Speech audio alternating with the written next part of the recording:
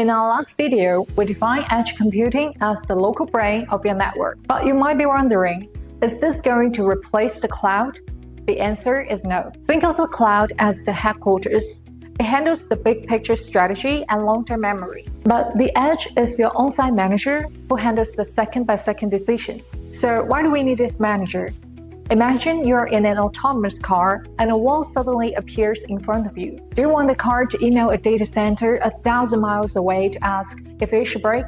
Of course not. You need a decision in milliseconds, and that's latency. In worlds like smart manufacturing or high-speed rail, a delay isn't just a glitch. Is a disaster. Then there's the data noise factor. Imagine a security camera recording an empty hallway for 24 hours. You don't want to waste money sending thousands of hours of nothing to the cloud. The edge gateway acts as your local filter. It processes that mountain of raw data on site and only sends the highlights to your server, like a critical temperature spike or a shift in machine performance. You stop paying for the massive pipe of raw data and start paying for the insights that actually matter. And what if the internet goes down?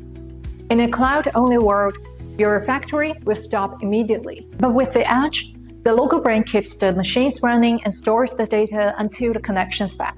That's survival. Is it more secure?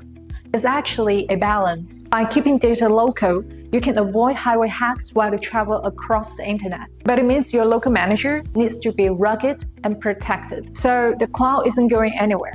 It's just getting a very smart local partner. In our next video, we're putting theory into practice and looking at edge computing in action. We'll see you in the next one.